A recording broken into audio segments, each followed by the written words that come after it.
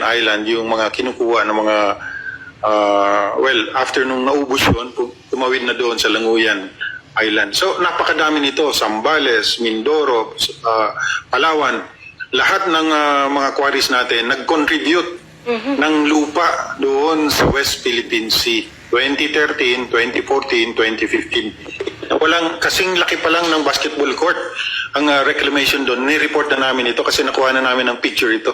Hindi nila ina-actionan. 3 months, 4 months, 5 months after, every week, every other week, may picture kami. Hindi nila ina-actionan. Alam mo, nung meron malaking building doon sa isang isla, ito na nga, mga military structures na yung nandoon.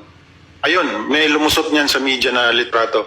At doon nagsimulang malaman ng taong bayan na mayroon palang nangyayaring reclamation doon. Ano ang ginagawa ng ng Pilipinas? Wala. Bakit? Kasi binibili sa kanila, binibenta ni Paquito Ochoa yung mga lupa. Wow. So he earned from it. Oh yes, definitely. Ibinenta pala tayo.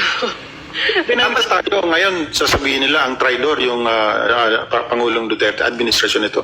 No, I'm sorry. Executive Secretary Ochoa, nananahimik ka. Ang tagal ko na itong sinasabi. Walang sumasalungat dun sa sinasabi ko. Kasi alam nila, totoo ito. Ang daming sundalo nakakalam niyan. Nireklamo ng ating mga Naval Task Force sa Mindanao yung pagpunta, pagkuha ng mga barko na ito, pagkuha ng mga lupa doon sa isang isla sa Mindanao. Alam mo ang sagot ng Malacanang nung pinadala namin yung report?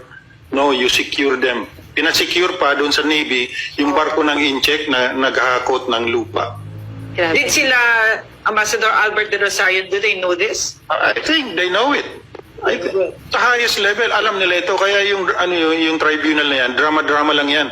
I even asked the Chief of Staff then and the Secretary, National Defense, sir, why don't you call for the convening of the National Security Councils? This is serious. Ilang isla na yung, alam mo, wala pang alam ang buong Pilipinas noon na mayroon ng reclamation. Why? Kasi nga sinasuppress yung balita. Walang lumalabas na litrato, walang lumalabas na ano. Ang sabi ng Malacanang, let's maintain our relationship with China. Aquino said that. Noynoy Aquino presidency said that. Yes. At kaya hindi nag-convene ang National Security Council kasi siyempre malalaman ng ibang presidente, bakit ganyan ang nangyayari? National Security Council kasi kasama dyan yung mga past presidents, ang dami kasama doon. Wala, 6 na tao lang ang nag-attend ng meeting na yun. All right, so this is your practice worksheet.